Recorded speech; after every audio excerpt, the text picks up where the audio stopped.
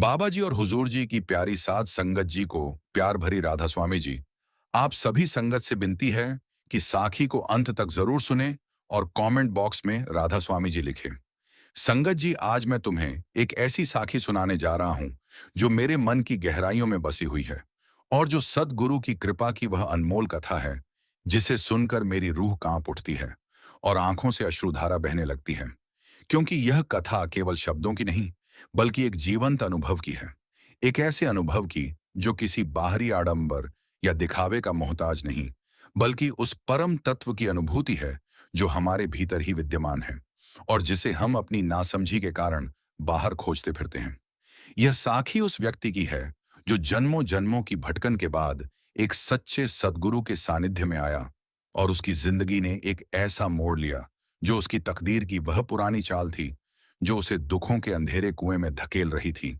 और अचानक से उसी सतगुरु की कृपा ने उसकी तकदीर को एक नई दिशा दे दी, एक ऐसी दिशा जिसके बारे में उसने कभी सपने में भी नहीं सोचा था। और आज मैं उसी साखी को तुम्हारे समक्ष रख रहा हूं ताकि तुम भी समझ सको कि यह जीवन क्या है, यह दुख क्या है और इस दुख से निकलने का एकमात्र रास्ता क्या है। उस साधक का नाम था रामदास और वह एक साधारण सा व्यक्ति था जो अपनी रोजमर्रा की जिंदगी के झंझटों में इस कदर उलझा हुआ था कि उसे अपने आसपास की किसी भी चीज का होश नहीं रहता था। और वह हर सुबह आंखें खोलते ही उसी भाग दौड़ में लग जाता था जिसे वह अपनी जिम्मेदारी समझता था। लेकिन उसके भीतर एक गहरी पीड़ा थी, एक ऐसी पीड़ा जो बाहर से तो दिखाई नहीं देती थी परंतु उसके मन को रात दिन खाए जाती थी। और वह पीड़ा उसकी इस बात को लेकर थी कि उसका जीवन बिना किसी उद्देश्य के बहता जा रहा है और वह इस जीवन में कुछ ऐसा करना चाहता था जो स्थायी हो, जो उसे उस परम शांति की ओर ले जाए जिसकी झलक उसे कभी कभार मिलती थी। परंतु वह झलक भी बहुत क्षणिक थी और जैसे ही वह उस झलक के निकट पहुंचता कि कोई ना कोई बाहरी बात उसे उससे अलग कर देती थी और वह फिर से अपनी उसी पुरानी दुनिया में लौट आता था जहां उसका मन हमेशा अशांत रहता था। रामदास के मन में कई बार यह विचार आया कि वह किसी बड़े तीर्थ पर जाकर अपने पापों का प्रायश्चित करे या फिर किसी ऊंचे पहाड़ पर जाकर तपस्या करे, क्योंकि उसने सुना था कि ऐसा करने से मन को शांति मिलती है।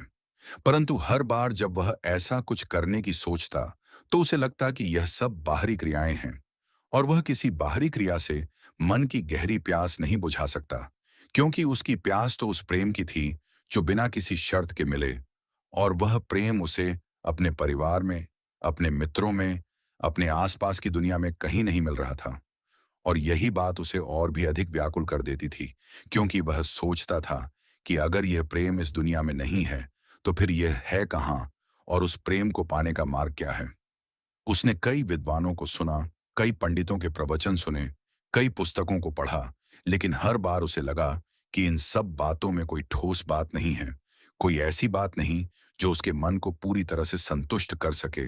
और वह हर बार निराश होकर लौट आया, क्योंकि हर जगह उसे केवल बाहरी दिखावा ही दिखा, बस बातों का जाल बिछा हुआ था और लोग भक्ति के नाम पर बस दिखावटी कर्म कर रहे थे और उनके भीतर वह गहराई नहीं थी जिसकी उसे तलाश थी। एक दिन रामदास अपने दोस्तों के साथ बैठा हुआ जीवन की निरर्थकता पर विचार कर रहा था कि उसके एक मित्र ने उससे कहा कि अगर तुझे सच में कोई रास्ता खोजना है तो अपने भीतर झांक, बाहर मत झांक।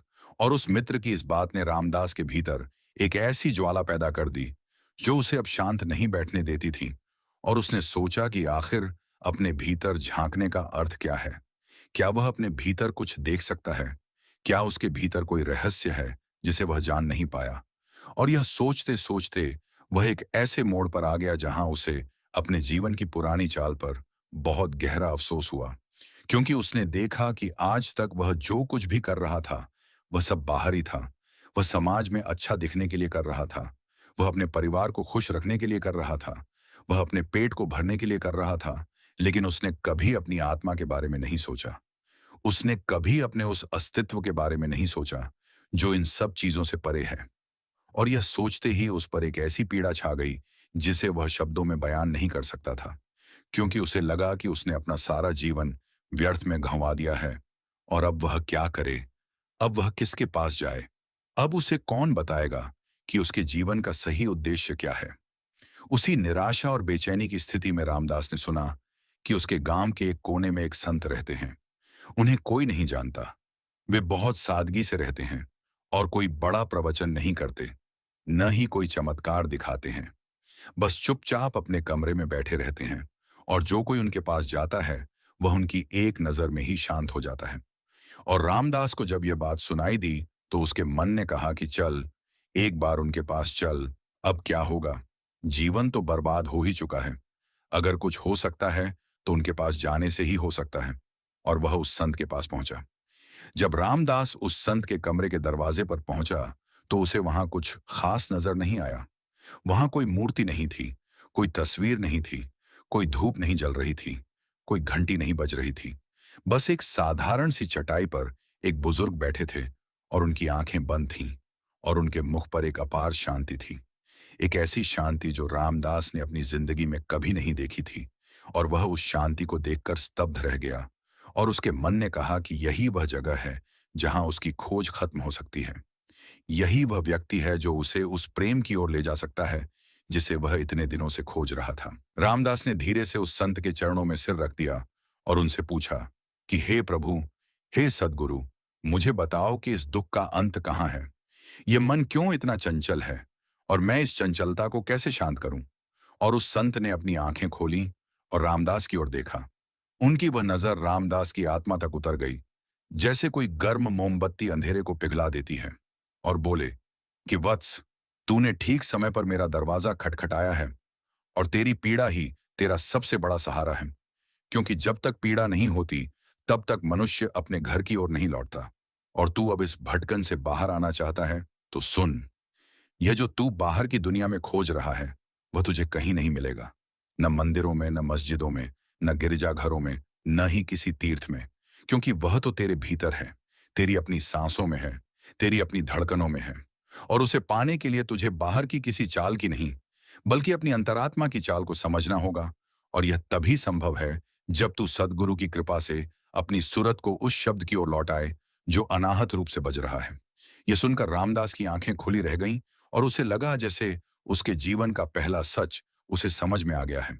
और उसने संकल्प कर लिया कि अब वह इसी मार्ग पर चलेगा, बिना किसी बाहरी आडंबर के, बिना किसी दिखावे के। बस सद्गुरु की याद में और भजन सिमरन में अपना सारा समय बिताएगा और देखेगा कि कैसे उसकी तकदीर की चाल बदलती है। जब रामदास ने सद्गुरु के चरणों में शरणागति स्वीकार कर ली तो उसके भीतर एक नई ऊर्जा का संचार हुआ। मानो उसके मन का वह घना अंधकार जो जन्मों जन्मों से जमा हुआ था अब धीरे धीरे पिघलने लगा हो। और उसने सद्गुरु के बताए हुए उस सरल से मार्ग को अपना लिया जो था केवल भजन सिमरन, केवल अपने भीतर उस परमात्मा के साथ जुड़ने की क्रिया। और किसी भी प्रकार की बाहरी क्रिया या अनुष्ठान को उसने अपने जीवन में स्थान नहीं दिया, क्योंकि अब उसे समझ में आ गया था कि जो कुछ भी बाहर है वह क्षणिक है और जो कुछ भी भीतर है वही शाश्वत है। और सद्गुरु की कृपा से उसकी सूरत, जो अब तक बाहरी दुनिया की ओर भाग रही थी, अब धीरे धीरे वापस अपने केंद्र की ओर मुड़ने लगी, जहां उसे सुनाई देने लगा कि एक अनहद शब्द, एक ऐसी धुन जो न किसी यंत्र से बजती है और न किसी बाहरी आवाज से, बल्कि वह तो उसकी अपनी आत्मा का आधार है। वही सद्गुरु का स्वरूप है जो उसे इस दुनिया के सारे सुख दुख से परे उठाकर एक ऐसे आनंद में ले जा रहा है जिसका वर्णन करना असंभव है। उसके इस अभ्यास के शुरुआती दिन बहुत कठिन थे। जैसे कोई व्यक्ति तूफानी समुद्र में अपनी नाव को किनारे की ओर मोड़ना चाहता है, वैसे ही रामदास का मन हर बार उस शब्द से भटकता और उसे बाहरी विचारों की ओर खींचता। और उसे लगता कि वह सफल नहीं हो पाएगा, क्योंकि उसका मन इतना विचलित था कि वह एक पल के लिए भी शांत नहीं हो पाता था। और बार बार उसे वही पुरानी यादें, वही पुरानी चिंताएं और वही पुराने भय घेर लेते थे जो उसे बताते थे कि यह रास्ता उसके लिए नहीं है, यह बहुत कठिन है और वह इस कठिन रास्ते पर चलने में असमर्थ है। परंतु हर बार जब उसका मन इतना दुर्बल होता कि उसे लगता कि अब वह हार जाएगा और सब कुछ छोड़कर वापस अपनी उसी पुरानी दुनिया में चला जाएगा, तभी उसे अपने सद्गुरु का वह वचन याद आता जिसमें उन्होंने कहा था कि बच्चे, तू अकेला नहीं है, मैं तेरे साथ हूं और मेरी कृपा तुझ पर है। और यह सोचते ही उसके भीतर एक अजीब सी हिम्मत आ जाती और वह फिर से उसी भजन सिमरन में लग जाता, फिर से अपनी सूरत को उस शब्द की ओर मोड़ता। और धीरे धीरे उसे अनुभव होने लगा कि यह संघर्ष ही तो उसके जीवन का असली सार है और इसी संघर्ष के बल पर वह उस मंजिल को प्राप्त करेगा जहां सारे दुख अपने आप समाप्त हो जाते हैं। रामदास अब जान गया था कि उसके मन की यह चंचलता और यह बेचैनी कोई बाहरी कारणों से नहीं है, बल्कि यह उसके भीतर के उस अज्ञान के कारण है जो उसे अपने वास्तविक स्वरूप को भूला चुका है। और उसी अज्ञान के कारण वह अपनी तकदीर को उस दिशा में बहने दे रहा था जहां दुख और पीड़ा के सिवा कुछ भी नहीं था। लेकिन अब सद्गुरु की कृपा से उसकी आंखें खुल गई थीं और वह देख पा रहा था कि उसकी तकदीर की चाल को बदलने की शक्ति उसके अपने हाथ में है।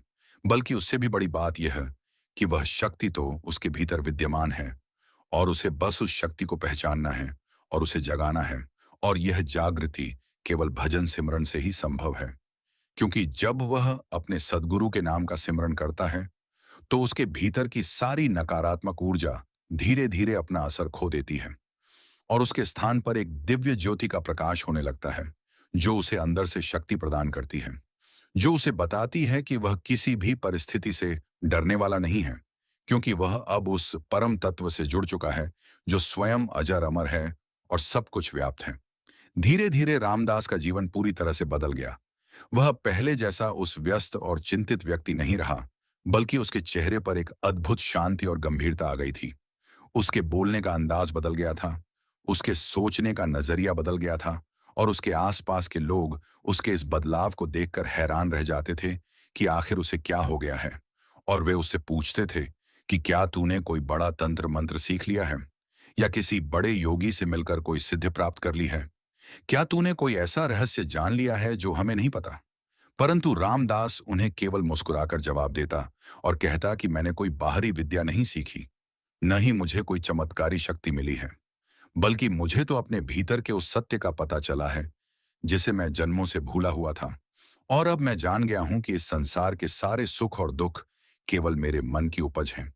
और जब मैं अपने मन को उस सद्गुरु के शब्द में लीन कर देता हूं तो ये सारे द्वंद्व अपने आप मिट जाते हैं।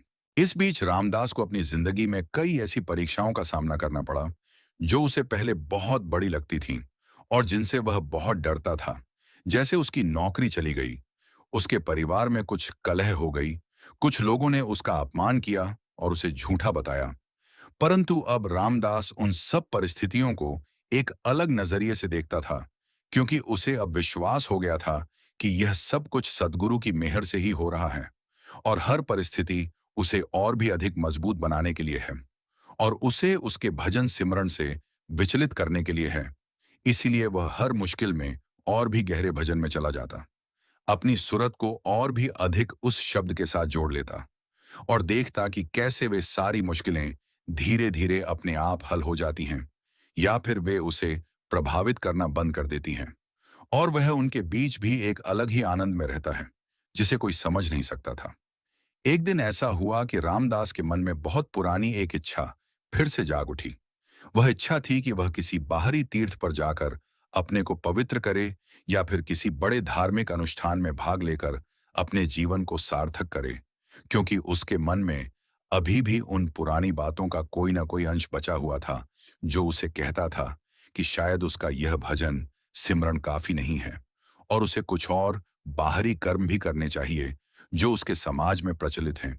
लेकिन जैसे ही यह विचार उसके मन में आया, उसे अपने सद्गुरु का वही चेहरा याद आ गया जिसने उसे स्पष्ट रूप से कहा था कि बाहरी क्रियाओं से कुछ नहीं होगा और वह सब केवल भ्रम है, एक ऐसा जाल जिसमें मनुष्य अपने आप को उलझाकर अपने वास्तविक लक्ष्य से दूर हो जाता है। और तब रामदास को एक झटके से होश आया और उसने उस इच्छा को अपने मन से निकाल बाहर किया और फिर से अपने सद्गुरु के सिमरन में लग गया।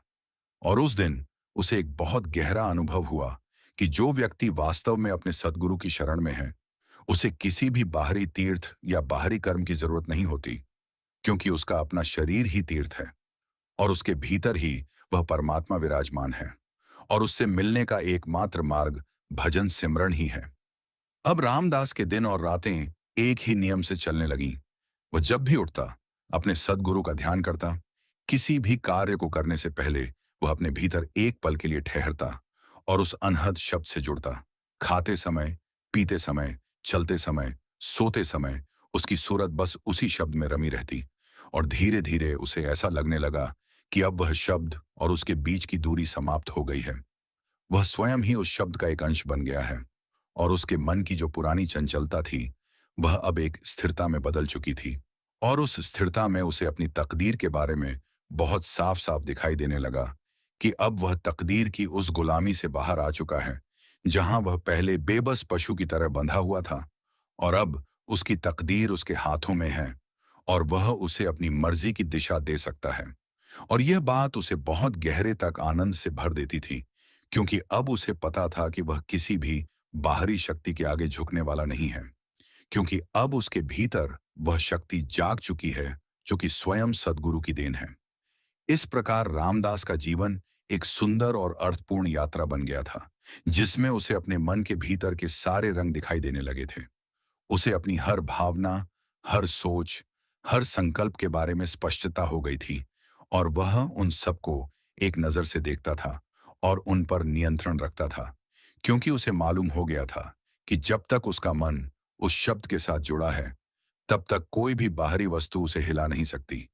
और उसकी सिमरन की इस ताकत ने उसे उस मुकाम पर पहुंचा दिया, जहां उसे अपने जीवन की हर घटना एक खेल की तरह लगती थी। एक ऐसा खेल जिसमें वह खिलाड़ी भी है और दर्शक भी, और वह इस खेल का आनंद ले रहा है, बिना उसमें फंसे, बिना उसके दुख सुख से प्रभावित हुए। और यही तो वह अवस्था थी जिसके बारे में सद्गुरु ने कहा था कि यही सच्ची शांति है और यही सच्चा जीवन है। जैसे जैसे रामदास का भजन सिमरन गहराता गया और वह अपने सद्गुरु के शब्द के साथ और अधिक एक रूप होता गया, वैसे वैसे उसे अपने आसपास की दुनिया में भी बदलाव नजर आने लगा। और वह बदलाव यह था कि अब उसके मन में किसी भी व्यक्ति या वस्तु के प्रति कोई राग द्वेष नहीं रह गया था। वह हर किसी को अपने सद्गुरु का एक रूप देखने लगा था, और यह अनुभूति उसके लिए इतनी नई और इतनी अद्भुत थी कि वह अक्सर रोमांचित हो उठता था और उसकी आंखों से अश्रुओं की धारा बह निकलती थी, क्योंकि उसे अब यह समझ में आ गया था कि इस संसार में कोई भी पराया नहीं है और न ही कोई अपना है, बल्कि सब उसी एक परम सत्ता के खिलौने हैं। और जब वह अपनी सूरत को बाहर से हटाकर भीतर उस शब्द से जोड़ता है, तो उसे उस परम सत्ता का अनुभव हर जगह होता है, हर वस्तु में, हर व्यक्ति में। और यही तो सद्गुरु की कृपा का वह अनमोल फल है, जो किसी बाहरी साधन से नहीं मिल सकता, बल्कि केवल निरंतर भजन सिमरन के अभ्यास से ही प्राप्त होता है। और इस अवस्था में आकर रामदास को अपने पुराने जीवन पर बड़ी हंसी आती थी कि वह कितना मूर्ख था, कितनी बेकार चीजों को लेकर चिंतित रहता था, कितने छोटे छोटे लक्ष्यों के पीछे भागता था, जबकि यह सब कुछ तो उसे भीतर ही मिल सकता था यदि उसने पहले किसी सच्चे सद्गुरु की शरण ली होती। परंतु अफसोस करने से कोई लाभ नहीं था। अब तो उसे बस अपने सद्गुरु के बताए इस मार्ग पर चलते रहना था और अपनी सूरत को उस शब्द में और भी अधिक गहराई से विलीन करना था, ताकि वह उस परम आनंद को प्राप्त कर सके जो अभी भी उसकी पहुंच से परे था, लेकिन जिसकी झलक उसे हर दिन मिलती रहती थी। एक दिन रामदास अपने सद्गुरु के पास बैठा उनका ध्यान कर रहा था कि अचानक उसे अपने मन में एक बहुत पुरानी स्मृति ने झकझोर दिया। वह स्मृति उसके बचपन की थी, जब उसकी माँ उसे कहानियां सुनाती थीं, और उसमें एक कहानी थी जिसमें एक राजा अपनी तकदीर से बहुत परेशान था और वह अपनी तकदीर को बदलने के लिए किसी संत के पास गया था, और उस संत ने उसे एक उपाय बताया था, लेकिन वह कहानी अधूरी थी और रामदास को उसका अंत कभी पता नहीं चला। और अब उस स्मृति ने उसे इसलिए झकझोरा क्योंकि उसे लगा कि शायद उस कहानी में ही उसकी तकदीर का कोई रहस्य छिपा है और वह उस रहस्य को जानना चाहता था। लेकिन फिर उसने सोचा कि यह सब मन का एक और खेल है जो उसे उसके भजन सिमरन से हटाना चाहता है, क्योंकि जितना वह अपने भजन में गहरा होता जाता है, उतना ही उसका मन उसे नई नई बातें सोचने पर मजबूर करता है, ताकि उसका ध्यान भटके और वह अपने लक्ष्य से विचलित हो। इसलिए उसने उस स्मृति को तुरंत अपने मन से निकाल दिया और अपनी सूरत को फिर से उस शब्द की ओर लौटा दिया। और इस बार उसे उस शब्द में इतनी गहराई महसूस हुई कि वह अपने शरीर के बारे में ही भूल गया, और उसे ऐसा लगा मानो वह किसी अपार प्रकाश की ओर उड़ रहा है। एक ऐसा प्रकाश जो न दिन का है और न रात का, बल्कि उससे भी परे है।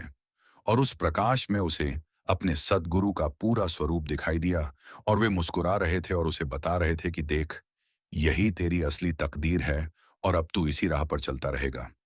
इस अवस्था से जब रामदास वापस अपनी सामान्य चेतना में लौटा, तो उसे अपने भीतर एक अलग ही ताजगी महसूस हुई, मानो उसने कोई बहुत बड़ा सफर किया हो और वहां से बहुत सारा ज्ञान लेकर लौटा हो। और उस ज्ञान में सबसे महत्वपूर्ण बात यह थी कि उसे अब अपनी तकदीर के बारे में कोई भय नहीं था। उसे यह पता था कि तकदीर तो वह रेखा है जो उसके अपने संस्कारों और कर्मों से बनी है, और जब तक वह अपने कर्मों को अपने सतगुरु के शब्द के साथ जोड़कर करता है, तब तक उसकी तकदीर स्वतः ही उस ओर मुड़ जाती है जो उसके लिए सबसे उत्तम है। भले ही बाहरी दुनिया उसे कुछ और कहे, लेकिन वह जान चुका था कि बाहरी दुनिया का कोई भी फैसला उसकी आंतरिक शांति को नहीं हिला सकता, क्योंकि अब उसकी शांति उस बाहरी फैसले पर निर्भर नहीं करती, बल्कि वह तो उस अखंड शब्द से जुड़ी हुई है जो स्वयं अचल है और जिसके होने पर उसे किसी भी बात की परवाह नहीं है। और यही वह परम तत्व है जिसे पाने के लिए संतों ने सदियों से मार्ग बताए हैं, और जिसका नाम है सिमरन, सदगुरु का भजन। और उसी भजन में रामदास ने अपने सारे दुखों को विलीन कर दिया था। अब रामदास के आसपास के लोगों को उसके इस परिवर्तन का पता चल गया था, और धीरे धीरे वे लोग भी उसके पास आने लगे थे और उससे पूछते थे कि आखिर उसने यह कैसे किया, कि वह इतना शांत और स्थिर कैसे हो गया। परंतु रामदास उन्हें कोई नया फार्मूला या कोई नई विधि नहीं बताता था, बल्कि वह उनसे कहता था कि मैंने बस अपने सद्गुरु को अपना लिया है और उनके बताए रास्ते पर चल रहा हूं। मेरे पास कोई जादू नहीं है, कोई चमत्कारी शक्ति नहीं है। बस मैं अपने सद्गुरु का नाम लेता हूं, उनके शब्द में अपनी सूरत को जोड़ता हूं, और बाकी सब कुछ अपने आप होता चला गया है। और मैंने पाया है कि यही सबसे सरल और सबसे कारगर मार्ग है। इससे आसान कुछ भी नहीं है और इससे कठिन भी कुछ नहीं है, क्योंकि यह तो मन को अपने वश में करने की विद्या है, और मन को वश में करना ही सबसे बड़ा तप है। जो लोग सच्चे मन से उसकी बात सुनते थे, वे उसके इस सरल मार्ग को आजमाने लगते थे, और उन्हें भी कुछ हद तक अनुभव होने लगता था कि यह सच में काम करता है, और उनका मन शांत होता जाता है, और उनकी जिंदगी की मुश्किलें भी कम होती जाती हैं। लेकिन कुछ लोग ऐसे भी थे जो उसकी बात का मजाक उड़ाते थे और कहते थे कि यह तो बस एक भ्रम है, इससे कोई फायदा नहीं होता। लेकिन रामदास उन पर कोई ध्यान नहीं देता था, क्योंकि उसे मालूम था कि जिस चीज का अनुभव उसने खुद किया है, उसे दूसरों को समझाना आसान नहीं है, और न ही उसे समझाने की जरूरत है, क्योंकि सत्य को तो खुद जीना पड़ता है। उसे सुनाने से कुछ नहीं होता, और उसी सत्य को जीने में उसे बहुत बड़ा आनंद मिलता था, जो उसने पहले कभी अनुभव नहीं किया था। इसी बीच रामदास के जीवन में एक और महत्वपूर्ण घटना घटी, जब उसके बहुत पुराने एक मित्र ने उसे बताया कि उसकी नौकरी वापस मिल गई है, और वह भी बहुत अच्छे पद पर और बहुत अच्छे वेतन के साथ। और यह बात सुनकर रामदास के मन में पहले तो बहुत खुशी हुई, लेकिन उसके बाद अचानक उसे यह विचार आया कि क्या वह इस खुशी के पीछे भागे, क्या वह इसे अपने जीवन का उद्देश्य बनाए, क्या उसे इस बात का आनंद लेना चाहिए। और फिर उसने अपने सतगुरु के शब्द की ओर अपनी सूरत को मोड़ा, और उसी शब्द के आलोक में उसने पाया कि यह सब तो उस जीवन का एक हिस्सा है जो अब उसके लिए गौण हो गया है। उसका मुख्य उद्देश्य तो अब सिर्फ और सिर्फ उस सतगुरु के साथ जुड़ना है और उसी में लीन रहना है। इसलिए उसने उस नौकरी को स्वीकार तो कर लिया, लेकिन उसे अपने भजन सिमरन में कोई अंतर नहीं आने दिया। वह हर दिन अपने नियत समय पर अपनी सूरत लेकर भीतर जाता, उस शब्द से जुड़ता, और अपने कार्यों को भी उसी शब्द के साथ करता, जिससे उसका हर कार्य एक पूजा बन गया, एक साधना बन गया। और उसे कभी ऐसा नहीं लगा कि वह अपनी साधना से अलग है, बल्कि अब उसकी पूरी जिंदगी एक बड़ी साधना बन चुकी थी, जिसमें हर क्रिया, हर बोली, हर चाल, सब कुछ सतगुरु की याद का ही एक रूप था। और यही तो उसके जीवन का सबसे बड़ा बदलाव था। रामदास को अब यह स्पष्ट हो गया था कि बाहरी घटनाएं, चाहे वे कितनी भी बड़ी क्यों ना हों, वे उसके आंतरिक आनंद को न तो कम कर सकती हैं और न ही बढ़ा सकती हैं, क्योंकि उसका आनंद अब उसी अनहद शब्द से निरंतर बह रहा है, उसी सतगुरु की कृपा की वर्षा से पल पल तरोताजा हो रहा है। और यह सब कुछ बिना किसी बाहरी औजार, बिना किसी बाहरी माध्यम के, केवल भजन सिमरन के अभ्यास से संभव हुआ है, जो कि किसी भी स्थान पर, किसी भी समय, किसी भी परिस्थिति में किया जा सकता है, क्योंकि इसके लिए न किसी विशेष स्थान की जरूरत है, न किसी विशेष समय की, न किसी विशेष वस्त्र की, न किसी विशेष आसन की, बल्कि बस आपकी सूरत को उस शब्द की ओर लौटाने की जरूरत है। बस अपने सद्गुरु को याद करने की जरूरत है। बस उनके नाम को अपने भीतर बसाने की जरूरत है। और यही तो उस साखी का सबसे महत्वपूर्ण पहलू है। यही तो उस तकदीर की चाल को बदलने का असली राज है। और इस राज को पाने के बाद रामदास ने अपने जीवन को एक बिल्कुल नए नजरिए से देखना शुरू कर दिया, जिसमें वह दिन प्रतिदिन और भी अधिक गहराई से अपने सद्गुरु के शब्द के साथ घुलता मिलता गया, जब तक कि उसे अपने भीतर एक ऐसा परम शून्य, एक ऐसा परम आनंद न मिल गया, जहां सब कुछ समाप्त हो गया था और केवल सद्गुरु थे, केवल उनकी कृपा थी, केवल उनका अस्तित्व था। और उस अस्तित्व में वह स्वयं भी लीन हो गया था। अब रामदास की साधना इतनी गहरी हो गई थी कि उसे अपने आसपास की भौतिक दुनिया की कोई भी बात प्रभावित नहीं कर पाती थी। और वह अपने भीतर के उस अपार सागर में इतना डूब चुका था कि उसके लिए समय और स्थान का कोई अर्थ नहीं रह गया था। वह जब भी अपनी आंखें बंद करता, तुरंत उस शब्द में पहुंच जाता और वहां उसे अपने सद्गुरु के दर्शन होते थे। वे उसे मुस्कुराते हुए दिखाई देते थे और वह उनके उस मुस्कुराते हुए चेहरे को देखकर इतना विह्वल हो जाता था कि उसके शरीर का हर रोंगटा खड़ा हो जाता था और उसके भीतर एक अजीब सी ठंडी और सुखद लहर दौड़ जाती थी, जो उसे शांत कर देती थी और उसे बताती थी कि वह सही राह पर है और उसे इस राह पर और भी आगे बढ़ना है, क्योंकि अभी बहुत कुछ है जो उसे पाना है। अभी बहुत सारी गहराइयां हैं जिनमें उसे उतरना है। और यह अनुभूति उसे और भी अधिक उत्साहित करती थी और वह अपने भजन सिमरन को और भी अधिक तीव्रता से करने लगता था, अपनी सूरत को और भी अधिक गहराई से शब्द में लगाने लगता था, जब तक कि उसके मन की सारी वृत्तियां शांत नहीं हो जाती थीं और वह एक ऐसी अवस्था में पहुंच जाता था जहां कोई विचार नहीं था, कोई भावना नहीं थी, कोई इच्छा नहीं थी। बस एक अपार शांति थी, एक अवर्णनीय मौन था। और उस मौन में वह अपने सद्गुरु के साथ इस कदर एक रूप हो जाता था कि उसे अपने और उनके बीच का कोई भेद नहीं रह जाता था। एक बार रामदास उसी गहन ध्यानावस्था में बैठा हुआ था कि उसे अचानक बहुत ही स्पष्ट रूप से एक दृश्य दिखाई दिया। वह दृश्य उसके पिछले जन्म का था, जिसमें वह एक अत्यंत दुखी व्यक्ति था और वह जीवन भर केवल बाहरी सुखों की तलाश में भटकता रहा था। किसी ने उसे सही मार्ग नहीं बताया था और वह जीवन भर अज्ञानता में ही मर गया था। और उस दृश्य को देखकर रामदास समझ गया कि इसी कारण उसके मन में इतनी तीव्र बेचैनी थी और वह बार बार उस परम तत्व को खोजने के लिए व्याकुल होता था, क्योंकि उसकी आत्मा को उस पिछले जन्म का अनुभव था और वह इस जन्म में उसी भूल को दोहराना नहीं चाहती थी। और अब सद्गुरु की कृपा से उसे वह सही मार्ग मिल गया था और वह उस मार्ग पर चल रहा था। यह देखकर उसकी आंखों से आंसू बह निकले और वह उस अनुभूति में इतना पिघल गया कि उसे अपने पूरे अस्तित्व में एक बहुत ही गहरी कृतज्ञता महसूस हुई। वह कृतज्ञता उस सद्गुरु के प्रति थी जिन्होंने उसे इस अंधकार से बाहर निकाला और उसे जीवन का सही उद्देश्य बताया। वह कृतज्ञता उस शब्द के प्रति थी जो उसे निरंतर उस परम सत्य की ओर ले जा रहा था। और उस कृतज्ञता के आवेश में उसने मन में संकल्प किया कि अब वह अपने जीवन का हर पल उसी सद्गुरु को समर्पित करेगा और हर सांस को भजन सिमरन में बदल देगा। इस दिन के बाद रामदास का जीवन पूरी तरह बदल गया।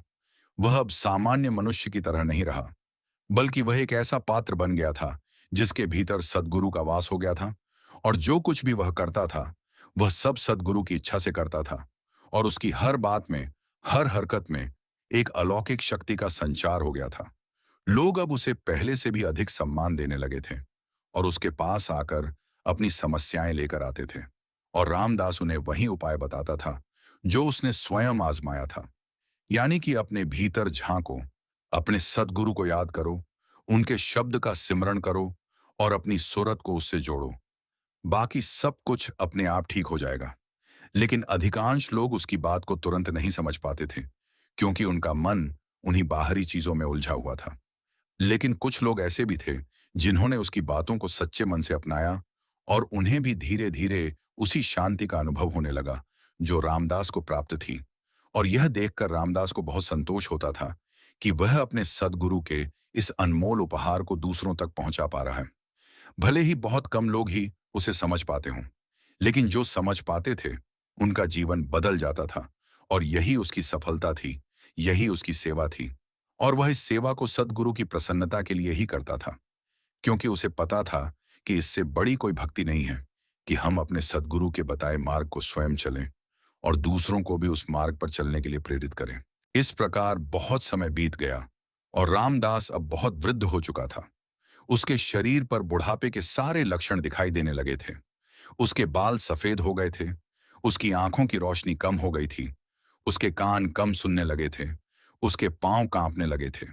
लेकिन उसके भीतर का वह आनंद, वह शांति, वह स्थिरता, वह कभी कम नहीं हुई, बल्कि दिन प्रतिदिन और भी अधिक बढ़ती गई। और उसके मन में कभी भी मृत्यु का कोई भय नहीं आया, क्योंकि उसे मालूम था कि मृत्यु तो केवल शरीर का बदलना है, आत्मा तो अमर है। और वह आत्मा तो अब इस सद्गुरु के शब्द में इतनी गहराई से रम चुकी है कि मृत्यु उसे किसी भी प्रकार से प्रभावित नहीं कर सकती, बल्कि मृत्यु तो उसके लिए एक द्वार की तरह होगी, जिसके पार वह अपने सद्गुरु के दिव्य लोक में पहुंच जाएगा और वहां हमेशा के लिए आनंद में रहेगा। इसलिए वह बिल्कुल निडर होकर अपने भजन सिमरन को निरंतर जारी रखता था और अपने अंतिम समय की तैयारी में लगा रहता था। एक दिन ऐसा हुआ कि रामदास ने अपने एक शिष्य को बुलाया जो उसका बहुत करीबी था, और उससे कहा कि देख, अब मेरा समय निकट है, मुझे अपने सद्गुरु की ओर जाना है। लेकिन मैं तुझे एक बात बताना चाहता हूं जो मैंने अपनी इस पूरी यात्रा में सीखी है, और वह यह कि जीवन में जो भी हो, कितनी भी बड़ी मुश्किल आ जाए, हमें कभी भी अपने सद्गुरु का सिमरन नहीं छोड़ना चाहिए। हमें कभी भी उस शब्द से अपनी सुरत को नहीं हटाना चाहिए, क्योंकि वही हमारा एकमात्र सहारा है। वही हमारी एकमात्र नाव है जो हमें इस भवसागर से पार कराती है। और अगर हम उस नाव को छोड़ देंगे तो हम फिर से उसी अंधेरे में भटक जाएंगे जहां से हम निकले थे। इसलिए अपने जीवन के हर पल को उसी सिमरन में बिताओ और किसी भी बाहरी बात को अपने मन पर हावी न होने देना, क्योंकि वह सब माया है, वह सब एक खेल है। और हमें उस खेल में फंसना नहीं है, बल्कि हमें उस खेल के पार देखना है, उस खेल के संचालक को देखना है जो हमारे सद्गुरु हैं, और उसी संचालक के साथ एक हो जाना है। यही हमारा जीवन का सबसे बड़ा लक्ष्य है और यही हमारी सच्ची सफलता है। और यह कहकर रामदास ने अपनी आंखें बंद कर लीं और अपने भजन सिमरन में लीन हो गया, जबकि उसका शिष्य उसके चरणों में सिर रखकर रो रहा था, क्योंकि उसे लग रहा था कि उसका अपना सद्गुरु अब उसे छोड़कर जा रहा है। लेकिन रामदास ने उसे आश्वस्त किया और कहा कि रो मत, क्योंकि सद्गुरु कभी नहीं जाते। वे तो हमेशा अपने भक्तों के साथ रहते हैं और उनके हृदय में बसते हैं, और जब तक तू उनका सिमरन करेगा वे तेरे साथ ही होंगे।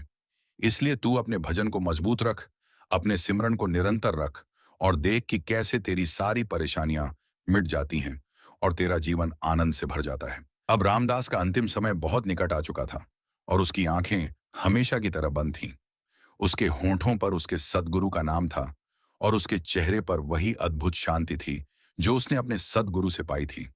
उसके आसपास उसके कुछ शिष्य बैठे हुए थे और वे चुपचाप अपने अपने सिमरन में लीन थे।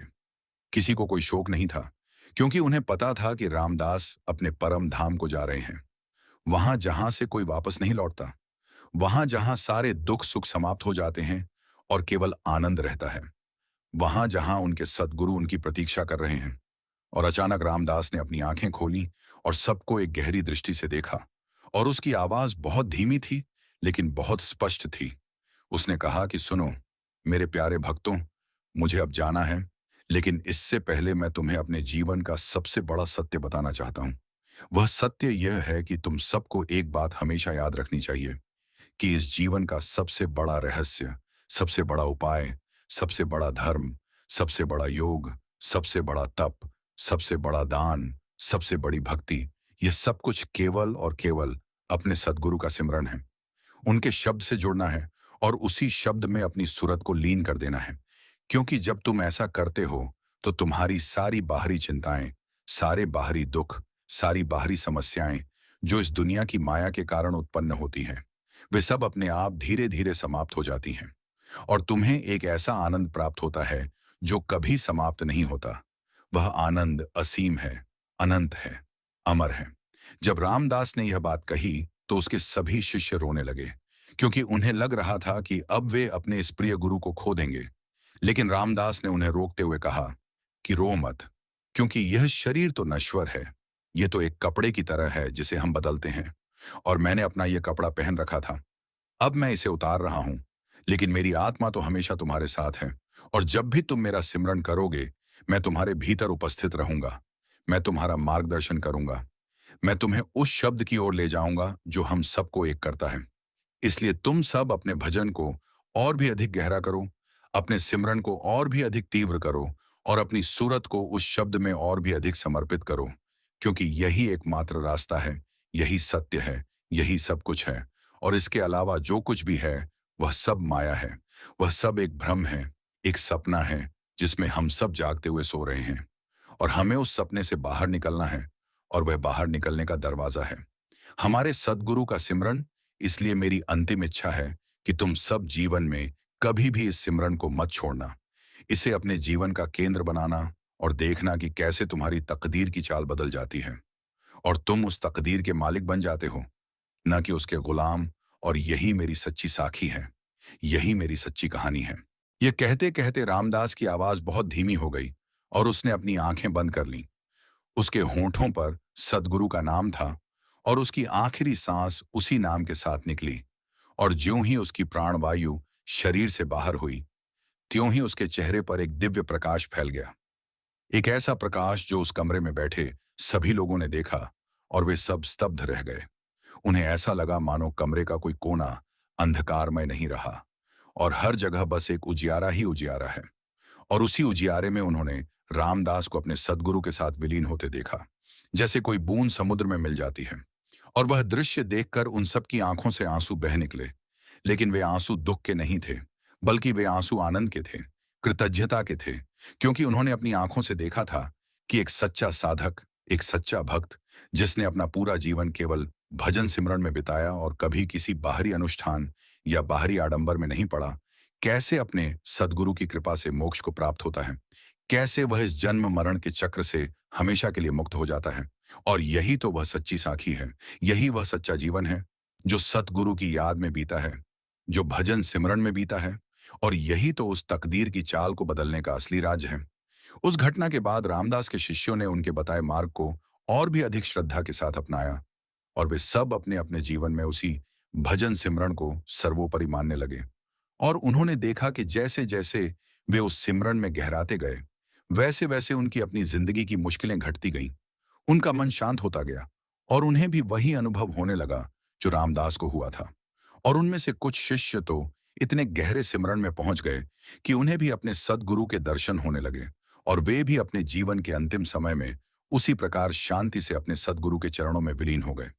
और इस प्रकार उस साखी ने एक नई परंपरा को जन्म दिया, एक ऐसी परंपरा जो बिना किसी बाहरी आडंबर के, बिना किसी बाहरी क्रिया के, केवल सद्गुरु की भक्ति, केवल भजन, केवल सिमरन और केवल अपनी सूरत को उस शब्द से जोड़ने की प्रक्रिया पर आधारित थी।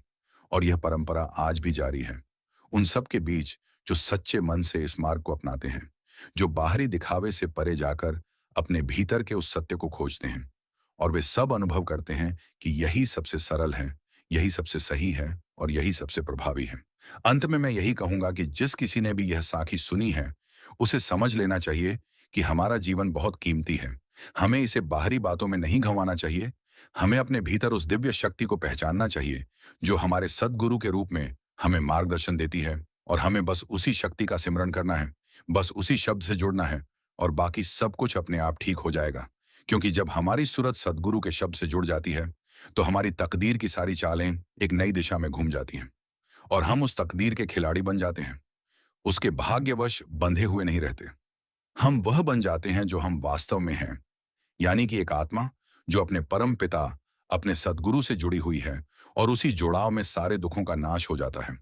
और हमें एक ऐसा आनंद मिलता है जो शब्दों से परे है, जो विचारों से परे है, जो इस दुनिया की किसी भी वस्तु से परे है। और वही आनंद ही हमारा सच्चा जीवन है, वही हमारी सच्ची सफलता है और वही हमारी सच्ची पूर्णता है। और इस पूर्णता को प्राप्त करने का एकमात्र और अनन्य साधन है सद्गुरु का सिमरन, उनके शब्द में हमारी सूरत का लय हो जाना। और यही है सच्ची साखी, यही है सच्चा धर्म और यही है सच्चा जीवन। इसलिए सभी भक्तों, सभी साधकों और सभी प्राणियों से मेरी विनती है कि वे इस साखी को अपने हृदय में उतार लें और अपने जीवन में उतार लें। और जो कुछ भी वे करें उसे सद्गुरु की याद के साथ करें, हर सांस को सिमरन में बदलें और देखें कि कैसे उनकी जिंदगी एक अद्भुत परिवर्तन से गुजरती है, कैसे उनके सारे दुख मिट जाते हैं और कैसे वे उस परम शांति को प्राप्त करते हैं जो किसी बाहरी साधन से प्राप्त नहीं हो सकती, बल्कि जो हमारे भीतर ही विद्यमान है। बस हमें अपनी सूरत को उस ओर मोड़ने की देर है, और वह मोड़ सद्गुरु की कृपा से ही संभव है। इसलिए सद्गुरु की कृपा पाने के लिए और अपनी तकदीर की चाल को बदलने के लिए बस एक ही रास्ता है, और वह है भजन सिमरन। इसी में सब कुछ है, इसी के बिना सब कुछ अधूरा है, और इसी के साथ सब कुछ पूरा है। यही मेरी सच्ची साखी है, यही सच्ची बात है, यही सत्य है। और इस सत्य को जानकर ही मनुष्य इस जीवन को सफल बना सकता है, और अपने सद्गुरु के चरणों में अपना जीवन समर्पित करके उस परम धाम को प्राप्त कर सकता है, जहां सब कुछ शाश्वत है, जहां सब कुछ आनंदमय है, और जहां सब कुछ प्रेममय है। संगत जी, अगर आपको साखी अच्छी लगी हो तो लाइक करें, और कमेंट बॉक्स में राधा स्वामी जी लिखे अपने दोस्तों और सत्संगी भाइयों को जरूर शेयर करें। राधा स्वामी जी।